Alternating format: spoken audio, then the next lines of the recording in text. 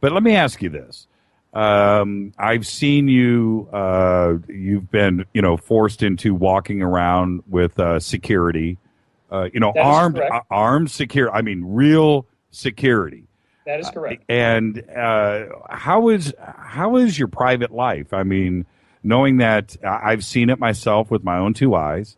I remember the last time that I saw you. You literally had to turn to your security guy to calm him down. This guy's a friend of mine. It's cool. I'm like, man, wow, really? But I've seen it. And so, how is your private life, and how do you you want to share that with us? How do you deal with it on a day-to-day basis now? I essentially keep myself extremely isolated because there are threats against me. I have to be extremely limited in how much I leave my house. I do have various forms of security that I have in the house, including a dog that is one of the breeds that you want to have. Right. It's not a Schnauzer. I do not own any firearms. I have been guided not to do that. I wouldn't want them here because then they'd be used against me, and I'd be framed as like a anti-government radical or a terrorist or something like that. So I do not have any weapons here. But there are also divine protections, which some people are going to laugh their ass off when I say this, but this is a spiritual war. And as I said, I think on your show last time, there is a law that says that the bad guys are not allowed to shoot the Red Cross workers.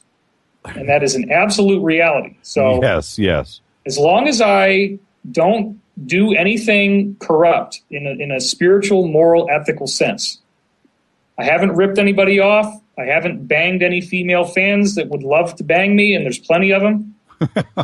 Believe me, dude. I mean, it's like you want to talk rock star. It's the same thing when it comes to this field. Sure. So, especially go up on stage in front of 200-300 people, you get all kinds of crazy stuff that happens. Yep. Just in trying to get from the stage to the bathroom. It's like you get 20-30 people try to stop you.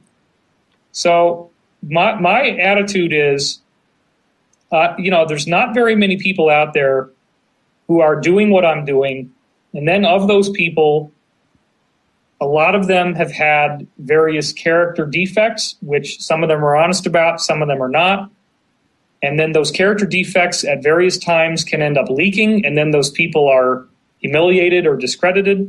And in some cases, they do it to themselves. So, for example, you're never going to hear me publicly saying something derogatory about other people in my field. Another example, I will never betray the confidence of any of my sources. I would rather take a bullet than betray someone's identity, because that gets people killed, and people have been killed. There has been a lot of ignorance and stupidity in how we've handled this, and I didn't even learn the full extent of it until recently. I don't think that I personally leaked any information that got people killed, but others who have been talking about this definitely did. Mm-hmm. So this is real, and it's a battle. And I forget what you asked me. I'm sorry. Well, it's you live a very sheltered life now. There used to be a time when you could run around the streets and do whatever you want, but it's not that kind of party anymore. And I'm in a garrison mentality right now. Sure.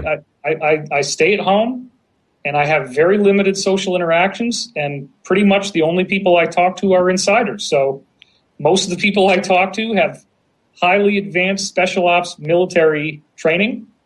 And as a result, I'm much more sympathetic to the military than I used to be. And if I had the opportunity to serve in a valiant military force, I would gladly do it. But there is nothing like that on Earth right now.